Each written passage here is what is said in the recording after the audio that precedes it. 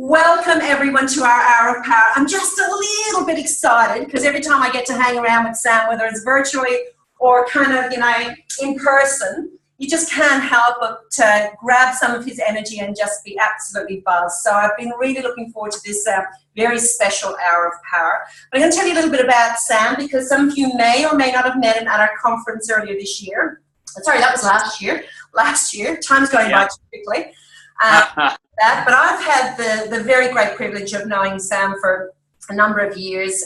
We lived in the same town back in beautiful Launceston, Tasmania. And Sam was the guy who actually brought me along to my church back there. So I've known him and Kate, his beautiful wife Kate, and their three absolutely stunning, gorgeous children who are growing way too quickly. And that. But let me tell you a little bit about Sam. So for over 10 years now, Sam has served as a leading inspirer to renowned world and business owners. And he's just absolutely amazing at what it is that he does. You'll see this. He speaks in front of business leaders, organizations, and helps and encourages and coaches them.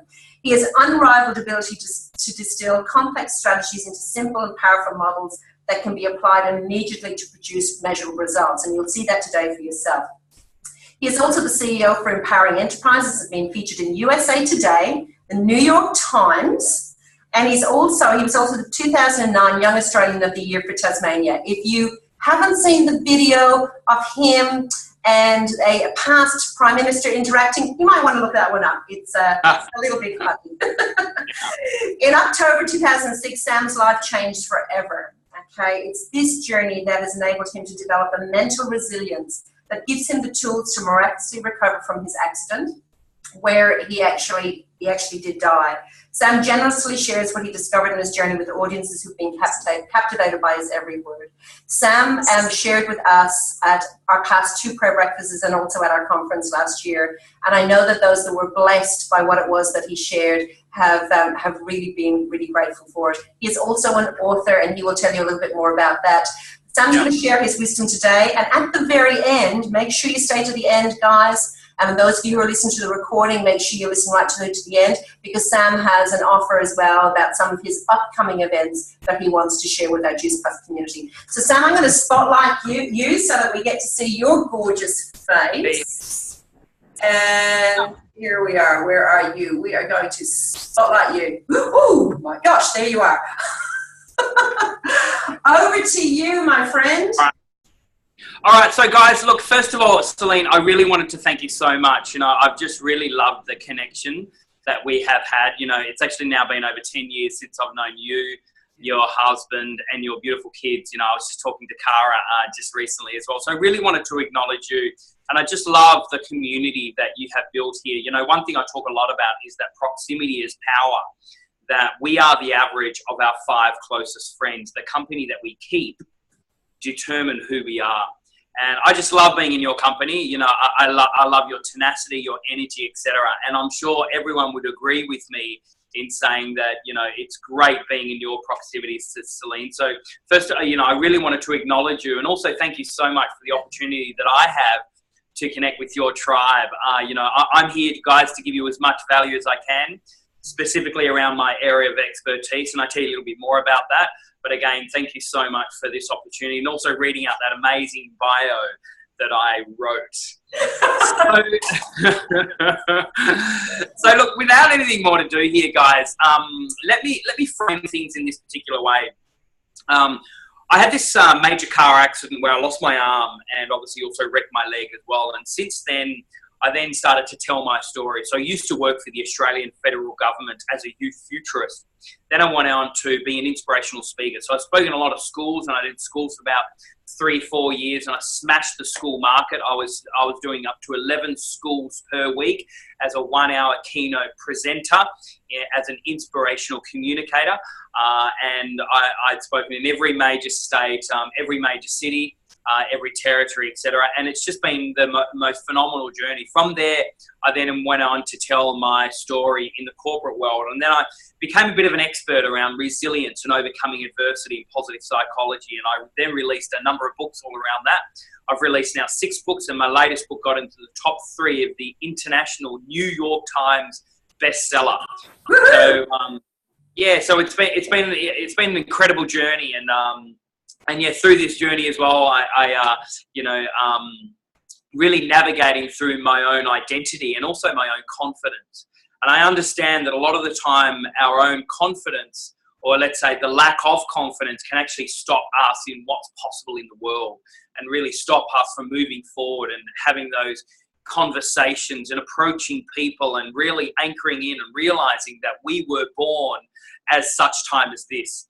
So today I've decided to really give you guys a lot of value and really serve you guys in the best possible way. But before I do any of that, I wanted to first of all talk a little bit more about our psychology and the reason why we do what we do. And then I want to talk about some what we do and then how we do it, some real how-to, some real practical things and everything like that. So please feel free, as Celine was saying, to ask any questions as we go along. And Celine, will you just interrupt me all throughout and ask those questions? Because I can't see any questions at all on my screen. Yeah, that's all right. If anybody's got a question, just put them into the chat, guys. I'll see that and I'll work them into the conversation with Sam. Great. Awesome. So one thing that I realized that all throughout my journey, and particularly when I started to speak on stage, I was navigating my own confidence and my own identity. I remember one of the first ever gigs I ever got, and it was, and this was in the corporate world. This was for one of the major banks. Now I won't say which bank, but anyway. So I was living in Launceston in Tasmania, and they flew me up through to the Gold Coast. And so here I am, first time ever flying on business class on an aircraft. It was amazing, you know. I've been a country farm kid for most of my life, and then suddenly now getting flown business class up through to the Gold Coast. And then when I get out of the Gold Coast airport, you know those people that are dressed in the suit and they've got the hat and they have that big plaque. And first time I ever seen my name, Sam Cawthorn, on it. And it meant a lot to me. And so here he was. He grabbed my bag and he ushered me through to one of the big stretch limos there up in the Gold Coast. And I'm thinking, wow, man, you know, I felt like a bit of a rock star, a bit of a celebrity. And he drove me through to the Palazzo Versace, the six-star hotel there in the Gold Coast. So I went in the lobby there and I went into the big function room there. And there was about 400 of these high performers of this particular bank. And I was sitting up there towards the back, and I'm thinking, I saw this speaker up on stage, and right now I was getting nervous, and my palms started to sweat, and I started to turn purple. I don't turn red because of my skin color, but I started to get really, really nervous, and right there I thought, you know, am I worthy? Am I worthy to do this? Am I good enough? Could I really? Am I really worth this amount of money? Because I was getting paid $3,000 for this 1 hour keynote presentation. And for me, that was a lot of money at the time. Like, I suppose it still is a lot of money, you know. And so here I am, I'm sitting up there towards the back and I'm seeing the other presenters speak on stage. And it was quite interesting, you know, seeing these communicators speak on stage, and then suddenly they announced my name, and I went up through to the main stage, and I got up there on stage, and I started delivering my message. So at first I forgot things. And you know, when you're under high pressure situations, you forget things. And then through forgetting things, I then, you know, started to say a lot of ums, a lot of ahs, a lot of sortas, and I started to really become inclusive rather than exclusive. I started to really go within myself, and I was so worried about what other people thought of me. And for me, that's one of the main reasons why we get so nervous and why we get so self-conscious, is because we're so worried what other people think of us. You know, all the latest research now says that the number one issue for teenagers right now in this country is image. So that's craving to feel accepted by everyone else before accepting ourselves first. That's why cyberbullying happens, peer pressure, this whole sense of identity. And for me, that's exactly what I was feeling up there on stage. I was so worried about what everyone else thought of me. And I had to really navigate through that when I was on stage, and I started ums, ahs, I forgot what I was saying, and so on and so forth. And I then finished my talk, and I finished it like 15 minutes before I was meant to finish. They paid me for a 1 hour keynote presentation, but at 45 minutes, I had nothing else to give. I'd already delivered everything. I'd forgotten everything. And so I thanked my audience and I walked off stage, and there was like a half-hearted clap, right? the event manager came up to me and she goes, Sam, that wasn't quite what we wanted. I don't think we're going to book you again. And right there, I was devastated. Right there, I was absolutely devastated. And literally with my tail between my legs, flying back through to Launceston through their home, I started to really contemplate these questions. Am I worthy? Am I good enough? Am I worth this? Could I really earn this amount of money? Can I really do this? And I really navigated through my own identity and through my own why. Like for me, I believe that our why is like a fulcrum and lever. You know the fulcrum and lever, on one side you have the weight, on the other side you have the path, it sort of weighs itself out. Yeah. For me, I was on the scale as I was so worried about what people think of me, like, you know, looking good and avoid looking bad, rather than here on this planet to make a difference. And I believe that that is one of the main reasons why we get stuck. One of the main reasons why we are not successful in what we do, why we don't find the results that we could really as possibly, because we're so in our head. We're so worried about what people think of us. We're so worried about looking good and avoid looking bad. And a lot of the time we do. We want to look good in front of our friends, in front of our colleagues, in front of our family. We want to look good in front of people that we just met. And also we don't want to look bad, so we don't really want to go outside of our comfort zone, or we don't really want to try something, because if we try something, then we'll look bad. And we don't want to look bad, so we're not even going to try it. And a lot of the time we're so dictated by looking good and avoid looking bad, rather than actually being on the other side, which is to make a difference. Now, I'm going to go out on a limb here for a moment. I believe that we are all here today, that we're all on this call right now, that we exist on this planet to make a difference. So then why then are we so focused on looking good and avoid looking bad? And for me, there had to be a desperation that came from within to say that I am born for today as such time as this. And flying back on that plane back through to Launceston, getting off the plane, I then asked my wife, her name is Kate, we're high school sweethearts, we're now got 3 of the most beautiful kids. I've got a teenage daughter, she only turned a teenager last week, and I've got a 10-year-old daughter and also a little 7-year-old boy. Celine, you've met them, yeah? They're gorgeous, beautiful. And I asked my wife, Kate, and I said, hey, look, Kate, I really want to do this, but I need personal development. I really want to do this, but I want to hang out with the right type of people. I really want to do this, but I now need to invest in myself and start taking some sacrifices in order for me to see the success in my life. And so then and only then I then decided, because I got a bit of a payout from my accident, I then decided to spend a lot of money on my brain. And so from there, I went out and went and got coached and went and got mentored. And, you know, we hear that all the time, you know, look, listen to your upline, go and get coached, go and get mentored, you know, hang out with the right type of people, get on the phone, whatever that is. But a lot of the time we hear it, but do we really do it? And so for me, I wanted to go out and spend some time on myself and develop myself and so on and so forth. And I suppose now the rest is history. I've now spoken in 36 countries. I've spoken on stage with President Bill Clinton, with the Dalai Lama, with Richard Branson. I've spoken on stage with Michael Jordan, with Steve Wozniak. It's been an extraordinary experience. You know, my largest stage to date has been 18,000 people. I would regularly do 1,000, 2,000 people. Last week I was over in Mumbai and I spoke to a crowd of 4,500 people. And I say this to say that I'm only there because I had to really start thinking, am I going to worry about what people think of me? Am I going to be so concerned about looking good and avoid looking bad? Or am I on this planet to make a difference? And for me, once I started to navigate that question, once I started to really, truly think about the reason why I exist on this planet, then and only then did I then find the right what to do and the right how to do it.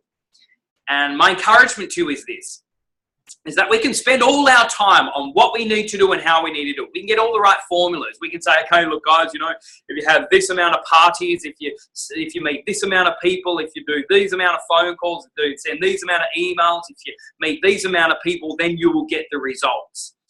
But the reality is this, is that if you do not have a strong and compelling enough why, then the what and how is worthless. I'll say that again. If you do not have a strong and compelling enough why, why do you want to do this? Why do you want to make this business succeed? Like that desperation from within. If that is not strong and compelling enough, then all the what to do and all the how to do it is absolutely worthless. So for me, each and every day, I focus on my why. Each and every day, I focus on the reason why I do what I do. Each and every day, I look at my vision and my mission, and I realize this is the reason why I exist today. And if you guys want to be successful, if you want to go to a whole nother level, if you want to certainly get these bonuses and go on the trips and so on and so forth, focus on your why, because that's where your intrinsic motivation is birthed from. So, Celine, I really wanted to just first of all focus a bit of attention on our integrity and our confidence and the reason why we do what we do. Yes. Before I bring in some formulas. So has anyone got any questions at all about maybe what my why is, or maybe about questioning your why or your motives, or really focusing how to focus on that why? I'm really open to any questions that people might have. Okay, type them in now, guys, if anybody's got any questions at the moment. Let's have a little look, see if anything's come up. Okay. Oh, yeah, cool. Yes. What is your why? Please. Please. Thank you, Jacinta. Thank you very much. And look, while I'm answering this question, please ask any questions at all. I want to make sure that you guys get value from me. I want to make sure you get value. Actually, just on that, get this right. Value is not value unless it addresses the pain point or problem of your target audience. I'll say that again. Value is not value unless it addresses the pain point or problem of your target market. Most people think that they have value, but you know something? We do not have value unless we know what our target market's pain points and problems are. If we understand their pain points and problems, then you have leverage. If you have leverage, then you can create value. And the reason why we are not successful is because we need to realize that we need to understand, first of all, our target audience pain points and problems. Now we have leverage. Now we can give value. So I just wanted to say that first of all. And you'll hear me talk a lot about that all throughout this conversation. So just come back to your question. What is my why? So my why is to add value to people's lives in a positive way. Boom. That's it. And I'm very solid with that. Now I live via what I like to call a 10-10-10 principle. So the 10-10-10 principle is this. Every single thing that I do, whether it's in my personal life, my professional life, or my third space, I'll talk to you a little bit more about third space, but whatever I focus my entire life on, I think to myself, does this add value to me and the people around me in the next 10 minutes, 10 months, and 10 years? I'll say that again. So my why is to add value to people's lives in a positive way. Every single thing that I focus on, every moment of every day, I think to myself, does this add value to me and the people around me in the next 10 minutes, 10 months, 10 years? And if it doesn't, I won't spend any time at all on it. So for me, it's the 10-10-10 principle. Once you find out your why, then realize where you're putting your focus right now, and is that congruent with that why? So I really hope that has answered that question. Celine, any more questions? Yes, there is. Carla wants to know, is there someone in particular that keeps you on track with your why, i.e. another speaker, or a public figure, a coach, family? In other words, how do you, I suppose, you sort of touched on it really there, you own your why, but have you got other systems or people in your life that keep you on track? Yep. So as everyone knows, accountability is the number one thing in order for you to get results. If you want to get results, you need to be accountable to someone. You need to get a coach, a mentor, or someone that you are vulnerable to. There's so much power in vulnerability. Don't fake it. Don't say one thing and do another. Don't just tell your coach what they want to hear. Be real with them. Be vulnerable with them. And the word vulnerability comes from the Latin word vulnerabilis, which means an open wound. Like literally, it means an open wound. And so in a way, when we are vulnerable, when we are easily coachable, when I say, hey, look, I did say I was going to do that, but I actually haven't. Or, something, I failed at that. The more vulnerable we are, the more that opens us up to grow. So to answer your question, yes, I do have mentors and I have coaches in most areas of my life. I have a mentor and my coach in my physical health. Obviously, it's like my physical trainer. So he makes sure that I keep this body in shape. Hello. I also do have a spiritual coach. So obviously, being a person of faith, I want to make sure that I have a spiritual father that I can keep accountable to as well. So that's a very important part of my life.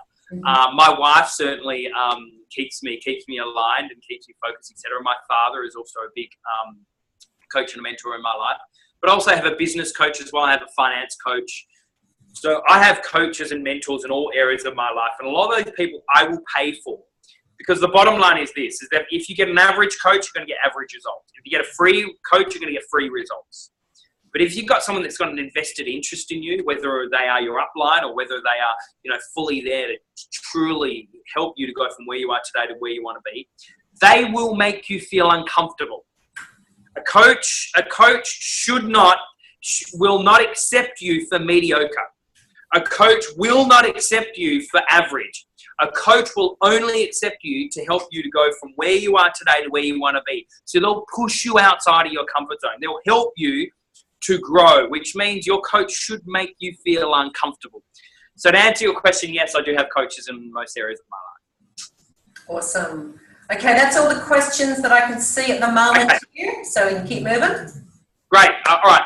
So now, guys, I want to give you an idea of what I've now been focusing over the last 3 to 5 years. So as a professional speaker, I've been out there and I'm getting a lot of speaking engagements, so on and so forth. And one of my clients, their name is Google.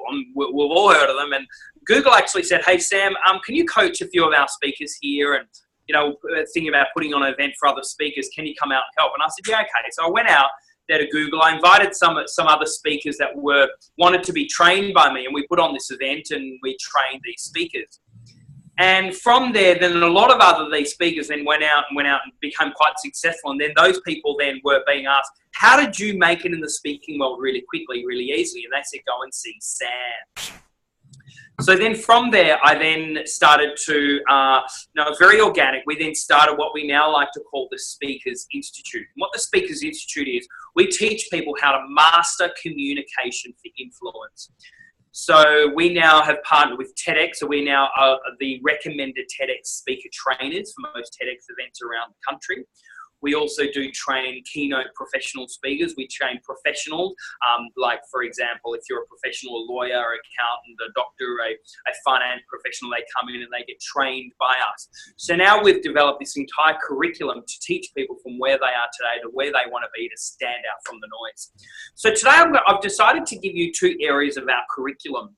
And these 2 areas of our curriculum will actually really help you to go from where you are today to where you want to be in your own communication mastery. Because I believe that the most influential people on the entire planet are not the people that have the fattest wallets.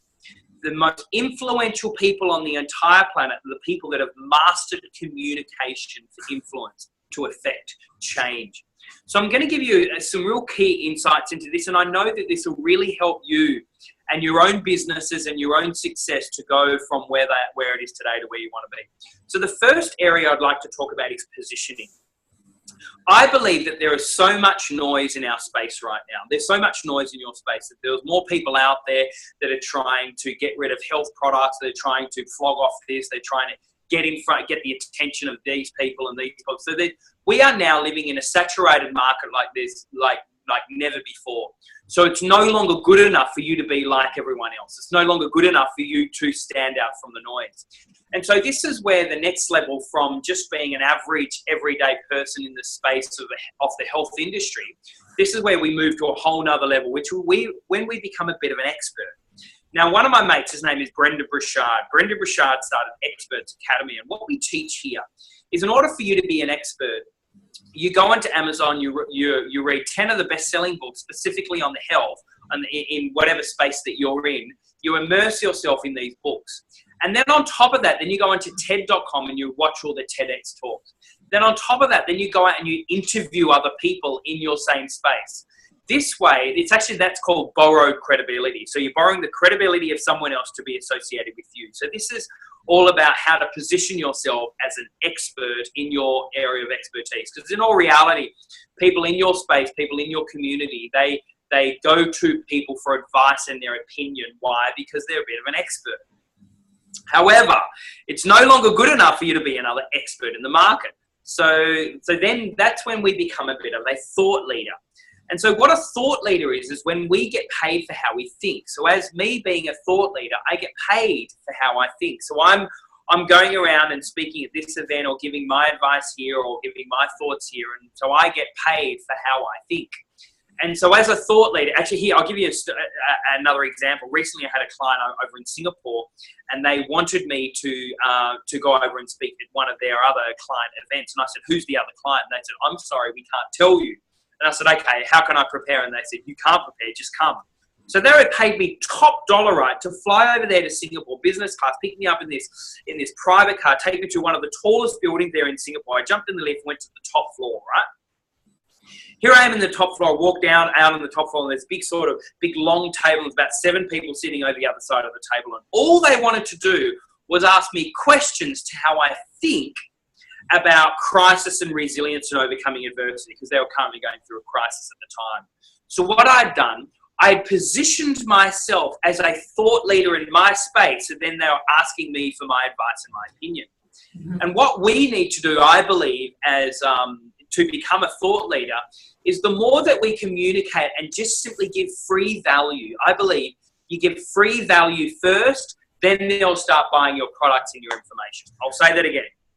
If we give free value first, advice or opinion, whatever it is, if we give free value first or give something away first, then they'll take out their wallet and they'll buy your product, your services, etc. So in order to be a thought leader, you need to give value first. However, nowadays I've noticed that there are too many thought leaders in our space. There are more thought leaders and experts in the space of health than any other time in history. So it's no longer good enough for you to just be another expert and just another thought leader. This is where I believe where we can have a differentiating value proposition to every other health company in the space. This is the period where people will seek our advice and our opinion, and this is where we become an authority. An authority is when the buck stops with you. An authority is when people seek your advice and your opinion. Why? Because you've disrupted the market. Let me give you an example of an authority. So basically what happened to me is I had this car accident, then I was telling my story. So I was an inspirational speaker, right? So I was telling my story. Then I realized that there are a lot of people out there who also were telling their stories as well as inspirational speakers. Actually, a lot of these people had cooler stories than me. There's this one guy had a shark attack and he got both of his limbs bitten off. There's another guy been around the world in a hot air balloon. Another guy's rode to Antarctica. These are cooler stories than mine because I've just had a car accident. So for me, I needed to differentiate myself from all the other noise in my space. And by the way, I'm telling you this story to get you to think about what is your differentiating value proposition to all the other health things out there, right? So for me, I need to differentiate myself. That is when I immerse myself in the whole area of resilience and overcoming adversity. So then I read all the books, I interviewed the people, I watched all the TED Talks, then I became a bit of an expert, a bit of a thought leader in resilience, positive psychology, overcoming adversity, etc. But then I realized that there are a lot of other people out there that are experts in resilience and overcoming adversity and positive psychology, etc. So it's no longer good enough for me to be that. But get this. But then I read that, did you know that there are 72 books out there? And in the book title, it says Bounce Back. 72 books, and in the book title, it says Bounce Back. So for me, it's no longer about bouncing back. So I wrote the very first book in the world called Bounce Forward. I disrupted my niche. When everyone was zigging, I started to zag. When everyone's talking about bouncing back, I talked about bouncing forward. And so my encouragement to you is actually how to disrupt your market. You need to know your niche positioning. So I'm going to give you a four-step process here to understand your niche positioning. This is where I want to encourage you to get a pen and paper and write this down. Research will tell me that in exactly 2 weeks' time, less than 50% of you will remember more than 2 things from today's event or from today's conversation unless you write this down. So the first one is this. In order for you to have a niche positioning, you need to, number one, understand your why. Now, there's 3 questions around this. Your why this, why me, why now. By the way, this is your pitch. I'll say that again. your why this, why me, why now. Why this product? Why this services? Why are you selling this? Why is this relevant to someone else? Why this? Like, why this? Like, you need to be able to communicate it with absolute certainty, with authority, because you know something? Excuse the pun, but there is a lot of people out there with big bullshitter meters. Meaning that there are people out there that can look at you and can look at you all in the entire mannerisms, and they can notice if you're convicted by your product, by your services or not. So why this? Why this product? Can you communicate that with absolute solid certainty, clarity, and authority? Why this? Number two, why you? Why you? Why not someone else? Why don't I go to someone else? Why you? Why me? So why this? Why me? Like, this is where you communicate your value, your services. So look, you know, I've been studying in the whole health areas for most of my life. One thing I've realized is that when I put good things in my body, I feel great. When I don't, whatever it is, I've been in this space for 15 years, for 5 years, for whatever it is. But people want their guts connected. So not just their heads, but also their gut connected. So why this, why me? Now the third one is why now. Now this is the one that a lot of people are miss from everything is why now? Why is this relevant today? Why not tomorrow? Why not the next day? Why not next year? Why not next month? Why is this relevant today? Why this? Why me? Why now? By the way, this is your elevator pitch, so you should be able to communicate that in 15 seconds or less. 10 seconds, why this?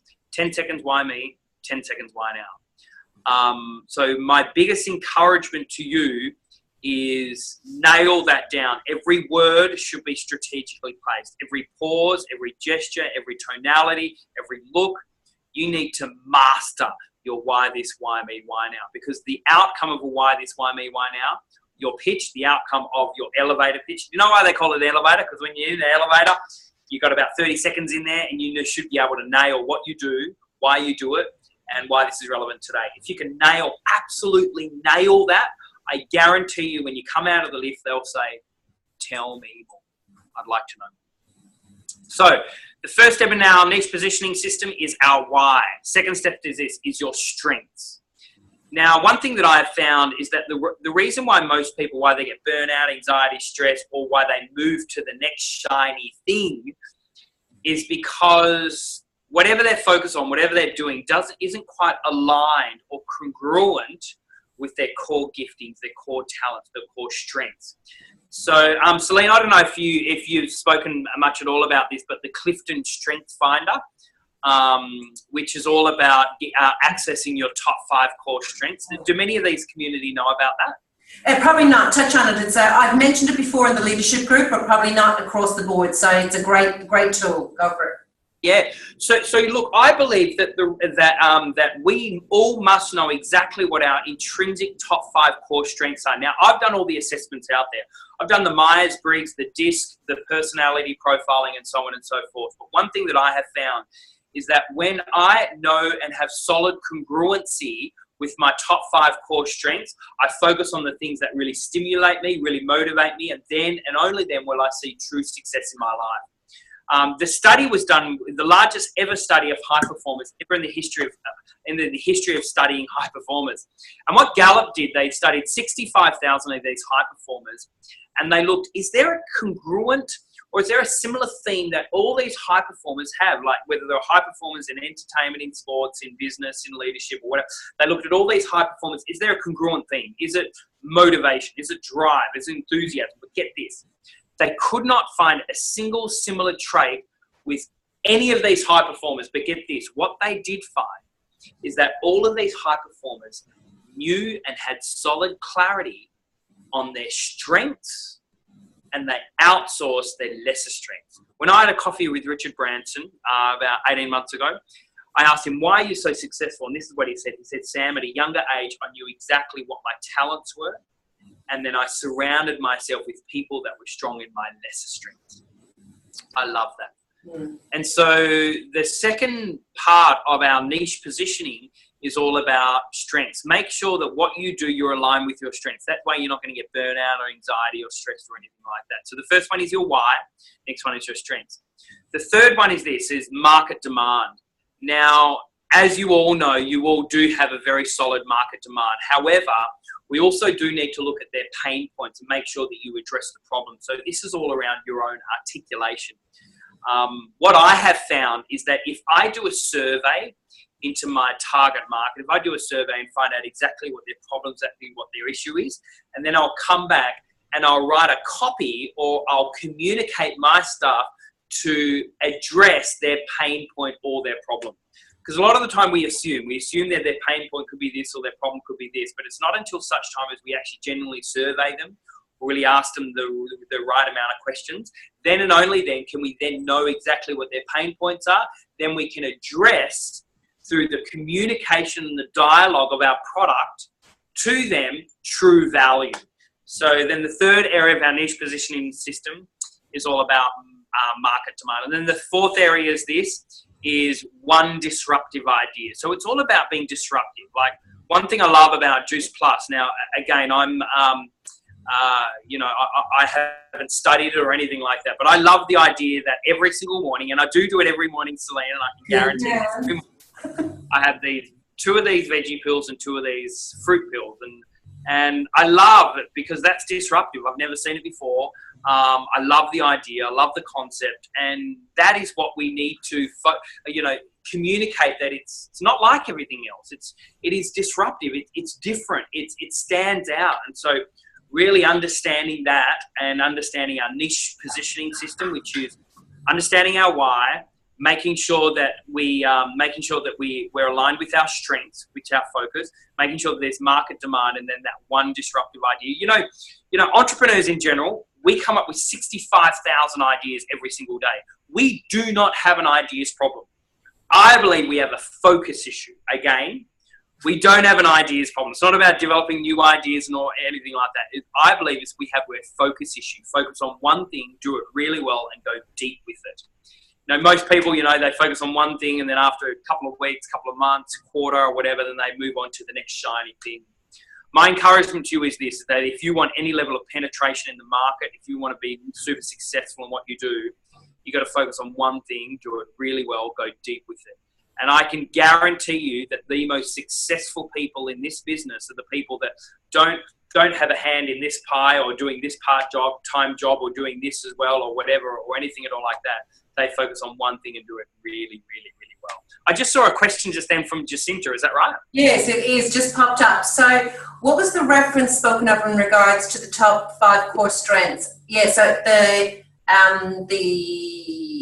book, Clifton... it's by Clifton Strength Finder, and it's by a guy by the name of Tom Rath. So if you just go on to Strength Finder, go online, do Google search, you do need to pay for it. And when you pay for that, then you can actually then get online and do that assessment. So you need undistracted attention for about 30 minutes, about 28 minutes thereabouts. They'll ask you a whole heap of questions. But one thing great. Thank you very much for sharing that link there, guys. One thing I found, for me, it's been a game changer. I now only hire my staff through that Strength Finder tool. I now only, everyone that goes through our programs must do the Strength Finder. And the reason why we get burnout, depressed, anxiety, stress is because we're not focused in our life on our core giftings, our talents. There's a thing which is called timelessness, which means that sometimes I can rock into work at about 5 a.m. in the morning, which I'm regularly here. And by about 3 p.m. in the afternoon, I'm thinking, wait a second, I haven't eaten. I haven't had breakfast or lunch. And the main reason why I can do this is because I'm in the zone. I'm in my talent. I'm in my strengths. So for me, it's a fascinating tool. And for me, it's a complete and utter game changer. And nowadays, a big part of our core curriculum here at the Speakers Institute is to actually teach people how to do that. Now, if there's no other questions, I want to give one other formula here, Celine. And this formula here is an outstanding formula. It's literally a formula of how to do any presentation. This is literally a formula that we teach to do a TEDx talk.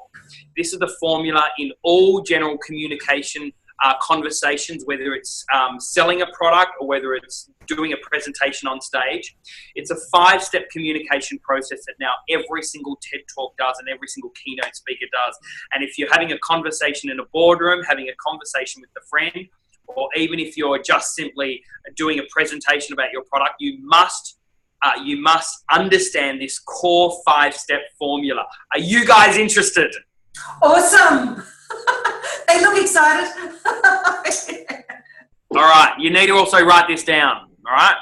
So this is it. It's what we like to call the authority communication framework. The authority communication framework. And what this authority communication framework is a 5-step formula to help you master communication for influence, right?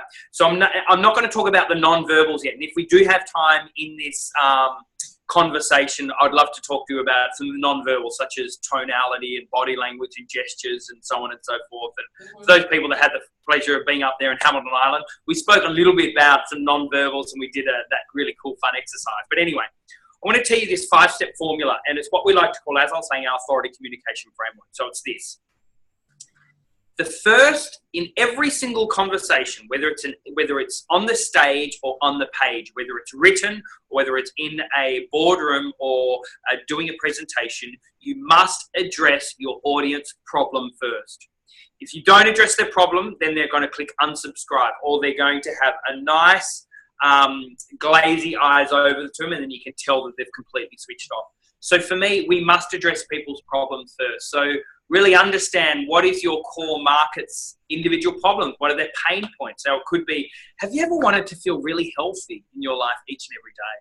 Have you ever wanted to feel vibrant, feel on top of the world and feel like you've just got so much energy? Have you ever wanted to just bounce out of bed every single day and feel great about yourself? Like, ask them questions or ask them, or address their problem first. What are their individual problems? What is the pain point and the problem that your product helps your target audience with? So with everything, with every single conversation that I have, no matter what, I won't talk about me. I won't talk about the product first. I won't talk about what the product can do for them.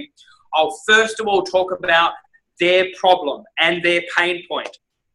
Once I then understand their problem and their pain point, then and only then will I then introduce my idea or my concept or my product or I like to call it my one disruptive idea. So without knowing much at all about all the various range of product with Juice Plus, this is how I would do it. I would say something like, hey guys, have you ever wanted to feel vibrant each and every day and just simply feel alive within yourself? Have you ever wanted true clarity of focus all throughout the day, even in that 3:30, 4 p.m. slump, you still feel amazing? Have you ever wanted to ensure that you are healthy in the inside first to actually then come out on the outside? Well, do I have the thing for you? I understand that we're always, that time is a big issue. So I'm actually part of this thing where there are these little capsules and they're fully 100% fruit or whatever it is, right? So for me, address a problem first, then give that idea. Now that you've given them the idea or the concept or the product or whatever it is, now there is a 3-part formula here to anchor this in. So address the problem, give the idea. Now this is the 3-part formula. The first part is this: give evidence first. Evidence, which is research, stats and facts, study, case scenarios, etc. 33% of your audience will either be academics or skeptics, which means you need to connect with their brain first. You need to connect with their head first, which means research tells us this, which means study after study shows that, which means when people have done this, this is what the symptoms are, whatever it is. Like, get that study, rehearse that study, know exactly how to communicate that research and be convicted by it, yeah? Mm-hmm. So evidence first. Second one is metaphor. You must give a metaphor. Now, what a metaphor is a story. Communicate a story. Like, what's the story around that? Because this is where you connect with their hearts. This is where you get their gut connected. So you've got to connect with their heads first before you connect with their gut, with their heart. So again, I'm going to give you the first 4 steps. First one is address their problem. Second step is give them the concept, the idea, the product, or the one disruptive idea. Third step is evidence. Give some evidence around that. 4th step is metaphor, which is a story. This is where you get their hearts connected. So there was this one time when I was feeling like this, or this client was feeling like this, and they were devastated, and they were low, and blah, blah, blah. And then when they use this stuff, this is how they feel today, blah, blah, blah, et cetera, et cetera. So that's the 4th level. And then the 5th one, now that you've got the heads connected, you've got the guts connected, you've addressed the problem, you've given the idea, now we talk about the call to action. This is the call to action. The call to action is actually now, so guys, this is what I'd like you to do. I'd like you to buy this, or sign up here, or do this, or this is how it works, or this is how the formula works, or this is what I'd like you to do for you to be a person in my funnel, or whatever it is, right? So that is our 5-step formula. Did you know that most keynote presentations use that? Did you know that most TEDx speakers, that's exactly the formula that they use? You know, in order to win friends and influence people, that's the formula that they do. You know, if you go into a boardroom and you're about to influence C-level executives, that's what you need to do. You know, when you go into a party or you're about to present, this is the formula that I found that works time and time again. Address their problem, give the idea, give evidence around that, give a metaphor, and then a call to action. What now? What's next? Guys, have we got any questions at all about this while I drink my nice, healthy juice smoothie? Come on, any questions? I'm just gonna touch on that as well, because guys, you know, like if you've been watching a lot of the events that we've been doing, and that exactly what Sam has actually laid down there is a lot of what we've been teaching and talking. It's about the practice. It's about what I love about what Sam said earlier on. It's about getting that really laser focused in your head. It starts all back with the why and being really, really clear about that. But if you look about addressing the problem, you know, if you're asking the questions, remember we talk about questions are the answers. If you're asking those questions, they're actually going to give you everything that you need. They'll actually feed to you. So some of the events, I know we've been starting it off with, what would you like less of in your life? You know, stress, debt, you know, sickness, all of those kinds of things. And what would you like more of? So that you're already getting what it is you're able to do. You know, the idea, whether you're selling, you know, you're talking about the product or the business, remembering that the business is like our 4th or 5th product there. So business, yes. So giving that evidence, research, gosh, we are the most researched product on the planet. So you've got that in absolute droves when it comes to the product. And then for those of you who are having a business conversation, again, you've got so much great thought leaders out there that we need to be plugging into and listening, so that your rock solid belief on the business, and you've got that to be able to give. Then, of course, the metaphor, the stories. We talk about that all the time. Share your story, your product story, your business story. Get it down pat so you feel comfortable with it, and share other stories that you hear. And knowing always it's got to be a story of someone that you know to be true. We're not, you know, doing testimonies. And then the call to action. Again, really important to invite people to do business with us. It does stun me a lot of times how people will leave out point 5. They will leave out that call to action. Don't expect by osmosis somebody's going to know that they can actually do business with you. It's really important to get comfortable and confident in that call to action. Now, it looks like we had some questions pop up while I was just touching on that. So let's have a little look here. I think we have some fans out there. I was just about to say, look at this. Oh my God, I love you. Don't tell them. Look at that. Gosh. Tell you. Alrighty. Okay, we do love you, Sam. Okay, so I'm currently working with a business and branding coach, which includes an online marketing course of study, very much in line with a lot of this. I'm learning so much about myself and how to market myself better. Loving this, Sam. Excellent. So invest in yourself, Carla. Good work. Yeah, look, that's great, guys. I'm really super cool. So, guys, I think we're now in the last 8 minutes or the last 10 minutes here. I would love for you guys to ask me any questions, and then right towards the end, I'm going to give you 3 non-verbal tips that will change your life forever. Okay. 3 non-verbal tips that will change your life forever. Now, to get into Sam's diary, this was a big ask. He's doing a huge favor for us here. He's sitting right in front of you guys. If you had one question you could ask Sam right now, what would it be? Okay. All right. So we know that you're loving it and that. So what would that question be? Anybody got a question? Can I ask a question? Go. Yes. I can't type because I'm driving. So I'm at the stage where brand is coming up a lot. So do you feel finding your brand, like who you are in the world for this business, for people, do you find you can find that most likely in those strengths that you're talking about? If you get connected to those core strengths, you will then get connected to your brand. Yeah, look, I actually feel even before the brand, you need to get connected with your own identity and your own certainty in what you're doing. For me, you know, people can notice a fraud a mile away. They can. Yeah. And they can tell how passionate you are and if you are convicted by your message or not. You know, I was behind the scenes recently at the Shark Tank. You know, this big TV show called Shark Tank, right? Yeah. And so what they do, they have these really super successful business people looking at these new innovative products and businesses that are coming up. Get this, right? I was chatting to the few of the judges backstage, and this is what they said. They said, Sam, you know, the number one thing that we look for passion first. We look for passion and conviction first. When we see someone that's massively passionate and convicted by what they communicate and their product and their services, they're more than happy to back them. Even if the product and service was average, even if the product or the idea was average or normal or not that unique, we always look for the individual person that is truly passionate about what they do and convicted by their message. So my biggest encouragement to you is, instead of really looking at the strengths being aligned with your brand and so on and so forth, for me, the number one thing is your own identity. If I sat down with you and in a very high pressure situation, I asked some really hardcore questions to you about whether you believed in your product, whether you believed in your business, whether you truly believed that this is possible. And if you could speak from solid certainty from within, then I'm going to back you. So the bottom line is this: back yourself. If you can back yourself, then I guarantee you'll be successful at this.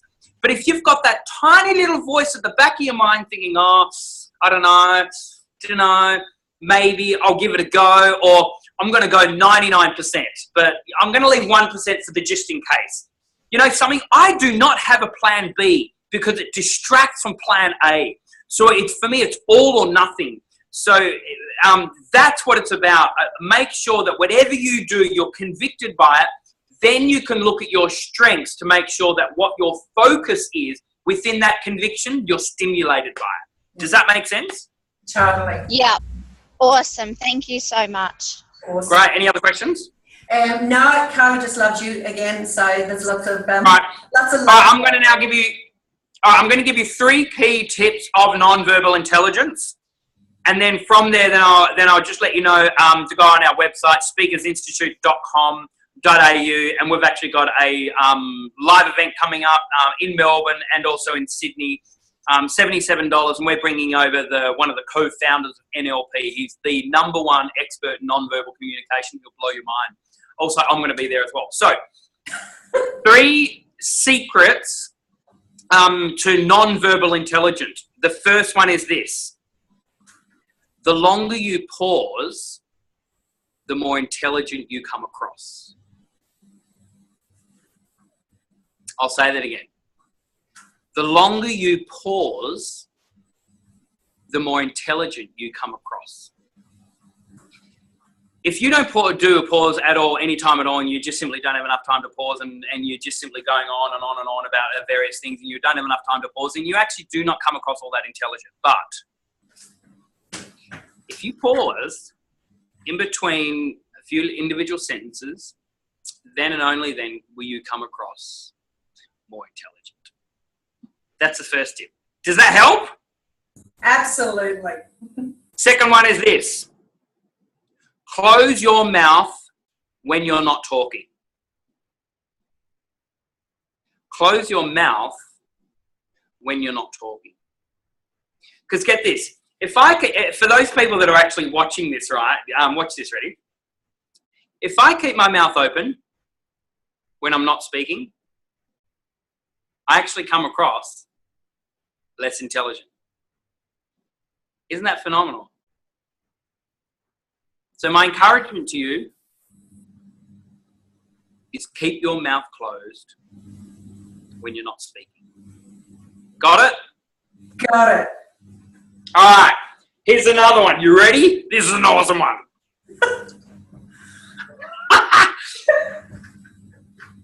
Actually, I'm going to give you two more. Can I give you one more? Would you like one more?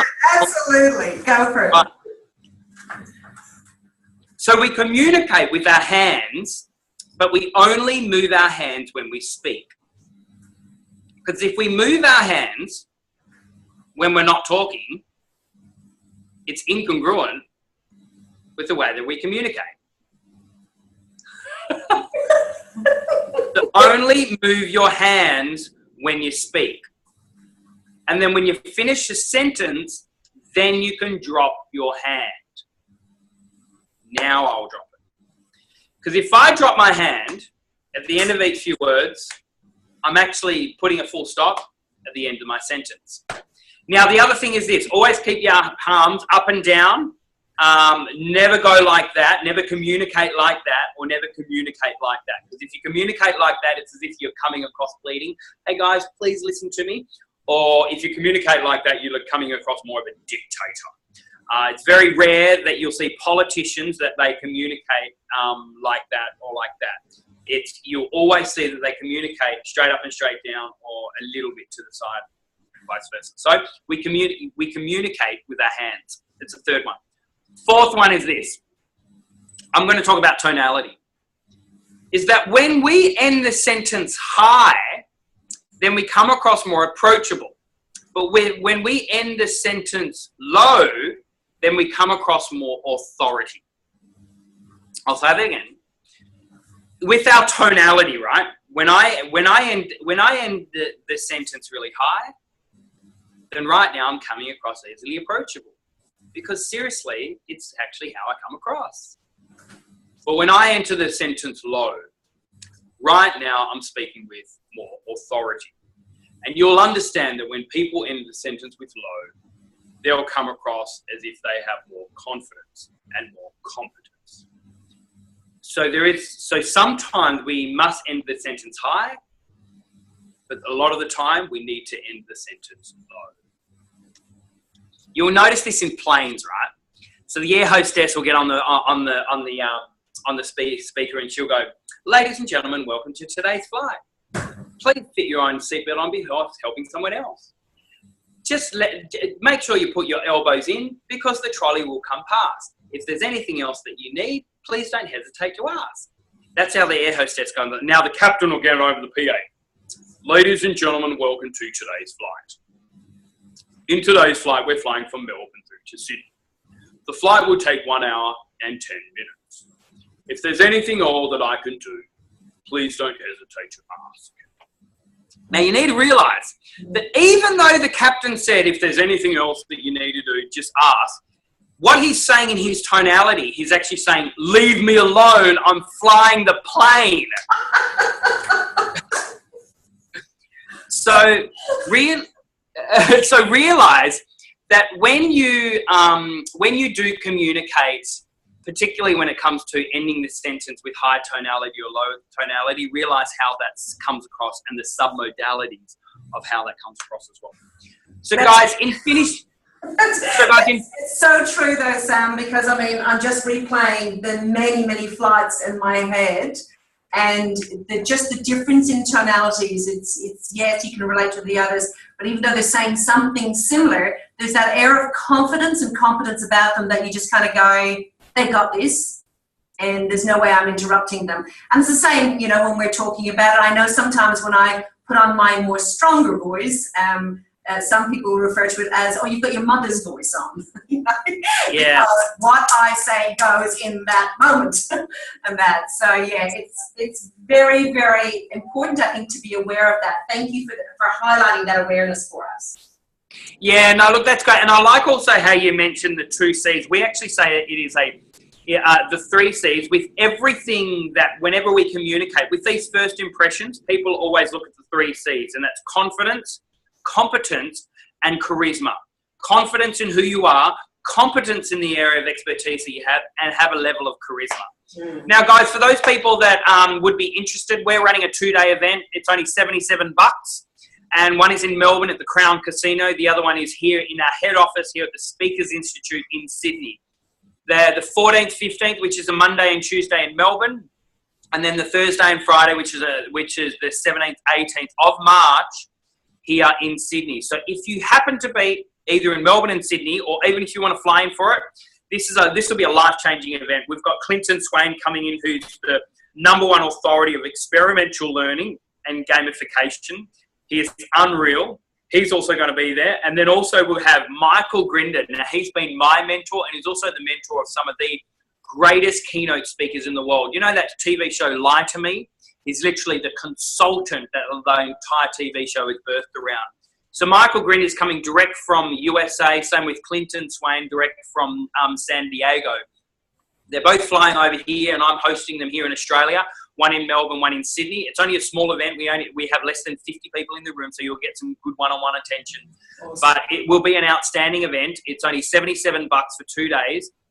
Melbourne again on the 14th for 2 days, and then Sydney on the 17th. If you want any information, and also if you want to register for it, go onto our website, which is speakersinstitute.com.au. That's speakersinstitute.com.au.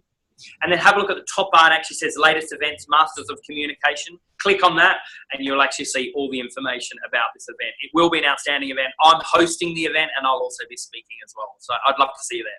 Absolutely. Fantastic. Look, guys, if you can make it along, that's an amazing price for the quality of the speakers that are going to be there. Besides getting to spend some more time with Sam, I would be there, except I'm going to be in the USA that week.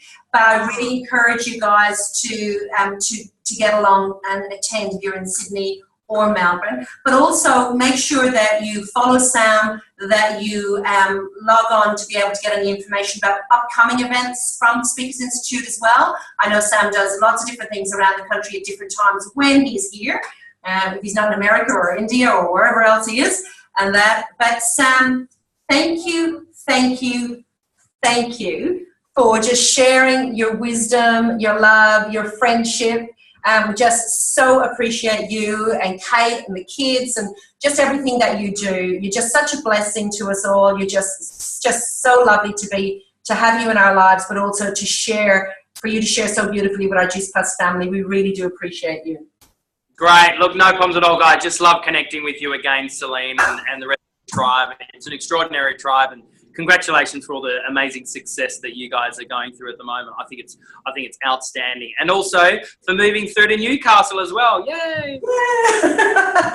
I'm in New South Wales now with you. So I'm going to actually unmute everyone so we can all say a huge thank you to Sam.